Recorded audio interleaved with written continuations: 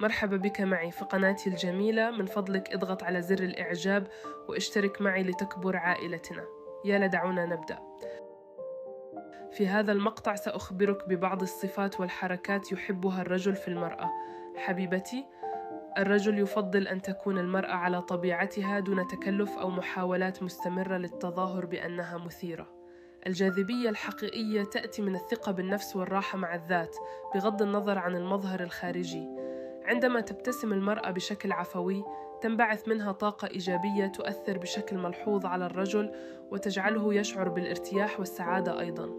الابتسامة الصادقة تشعر الرجل بالتقبل والدعم وتجعله يشعر بأنه مرغوب ومحبوب.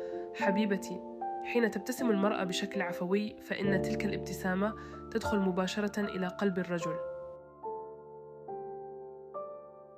حركة زم الشفتين تلفت انتباه الرجل وتثير مشاعره. عندما يرى الرجل شفاها جميلة وممتلئة، قد يجد نفسه مجذوبا إليها بشكل طبيعي، فالشفاه تمثل جزءا من الجسم يمكن أن يعبر عن الأنوثة والجاذبية بشكل خاص. فتشكيل الشفاه بشكل مغرٍ أو ابتسامة ساحرة قد تثير ردود فعل إيجابية وتعزز الجاذبية والتأثير على الرجل. اللعب والمرح تكون حركات عفوية يعشقها الرجل، فالمرأة اللي تستمتع باللعب والمرح تظهر بوجه جديد يجذب انتباهه ويجعله يشعر بالراحة والسعادة بجانبها. المرأة اللي يعشقها الرجل هي من تهتم بالأشياء الصغيرة والاهتمام بأدق التفاصيل، وهذا قد يذكرهم بطفولة المرأة وبراءتها. هذا النوع من الاهتمام قد يذكر الرجل ببراءة المرأة وطفولتها، مما يعزز الرومانسية والاتصال العاطفي بينهما. فكثير من الرجال يعتبرون أن البراءة والحنان من الصفات المحببة والمثيرة للإعجاب.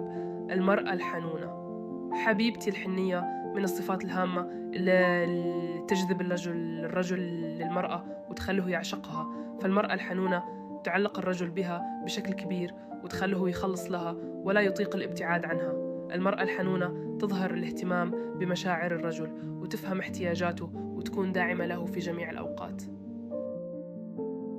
حبيبتي، النظر مطولا إلى عينيه، فالنظرات من أكثر الحركات اللي تفتن الرجل وتجعله يتعلق بالفتاة، حيث يفهم الشاب البنت ويعرف ما تشعر به من خلال عيونها ويلمس حبها عندما تنظر إلى عينيه بشكل مطول. فالعيون قادرة على أن تترجم المشاعر أكثر من الكلمات. النظرات لها قوة كبيرة في التواصل العاطفي بين الأشخاص، خاصة عندما يكون النظر مطولا إلى عينيهم.